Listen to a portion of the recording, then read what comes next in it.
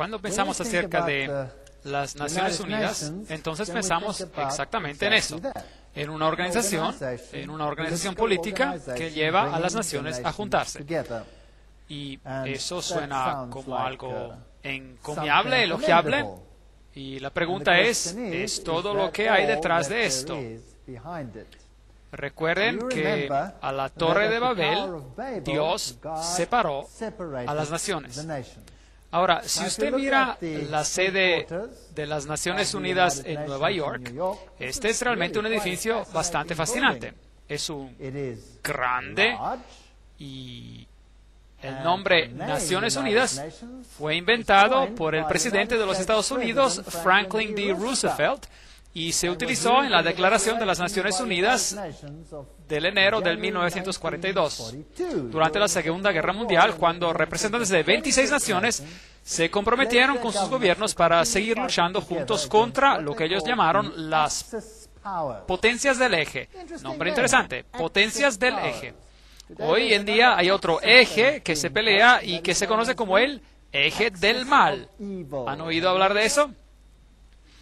El precursor de las Naciones Unidas fue la Sociedad de Naciones, y este fue una organización concebida en similares circunstancias durante la Primera Guerra Mundial y establecida en 1919 en virtud del Tratado de Versailles para promover la cooperación internacional y conseguir la paz y la seguridad. Esto viene directamente de la página web de las Naciones Unidas, así que nada de extraño en eso. Es simplemente la historia. Algo más del mismo sitio web. En 1945, representantes de 50 países se reunieron en San Francisco en la Conferencia de las Naciones Unidas sobre organizaciones internacionales. Y se elaboraron los estatutos de las Naciones Unidas.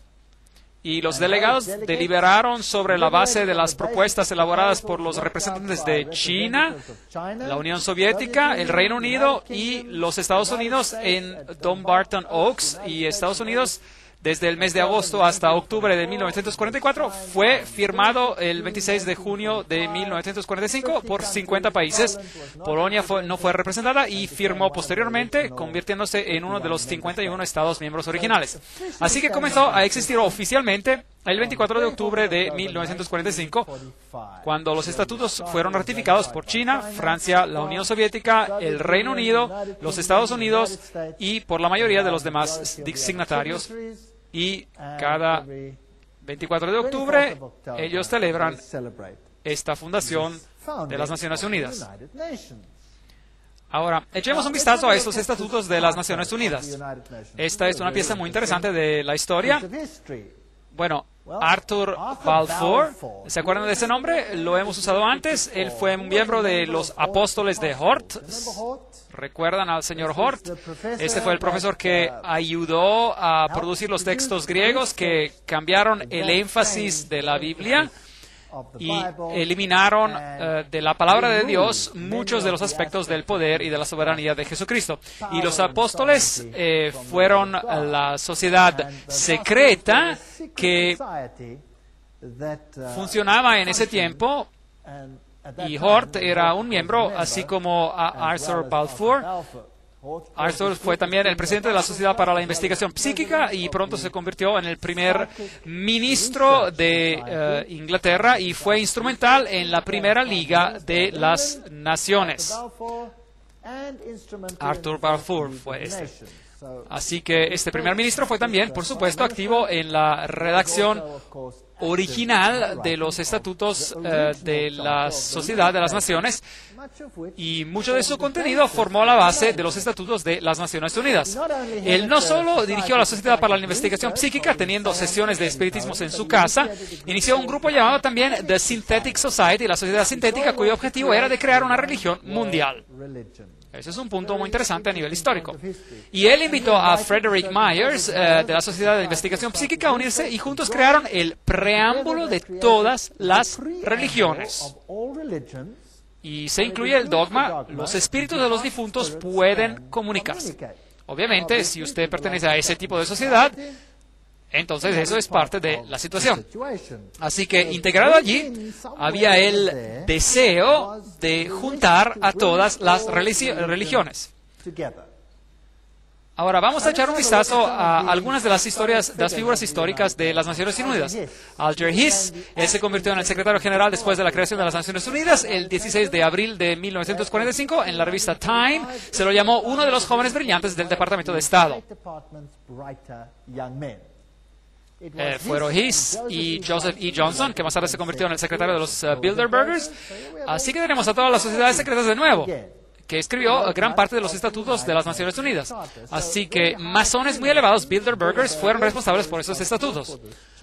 Ahora sabemos lo que ellos creen y ya hemos tenido una conferencia sobre eso, y los que quieren más detalle busquen a esa conferencia, tomando como patrón la Constitución de Rusia y el Manifiesto Comunista. Eso es muy interesante. Así que la Constitución de la URSS es casi idéntica a la Constitución de las Naciones Unidas. Para los que no lo saben, y hay todas las citas, todo lo que les digo tiene una cita, así que por favor nadie se enoje conmigo. Si se enoja, enójese si quiere con quien estableció todo esto. Yo no tengo nada que ver con eso. Recuerde que yo también señalé en anteriores conferencias quiénes son las personas responsables por tratar de llevar todas las naciones juntas bajo un gobierno unitario, y después, detrás de las escenas, entre bastidores, otra organización debe juntar a todas las religiones. Pero este asunto no era el asunto primario o público. Este asunto era conocido más bien en el círculo secreto. Winston Churchill fue el que también era responsable, por supuesto, después de la guerra, en la creación de esta organización en su conjunto. La creación de un orden mundial autodirigido es el objetivo final hacia el que debemos de luchar. Y las Naciones Unidas forman parte de esto. Charles de Gaulle, quien fue también instrumental, las naciones se tienen que unir en un gobierno mundial o perecer. Así que los grandes personajes que han participado en su comienzo tenían esta filosofía. Luego hubo un hombre, no sé cómo pronunciar su nombre, Trygve, el primer secretario general oficial de la ONU, fue un miembro de alto nivel del Partido Social Democrático de Noruega, que fue, de hecho, una rama de la Third Communist International, una organización comunista llamada Tercera Internacional Comunista. Y luego vino un hombre, Dag Hammarskjöld, él fue el segundo secretario general, y él fue un sueco socialista que abiertamente empujó políticas comunistas.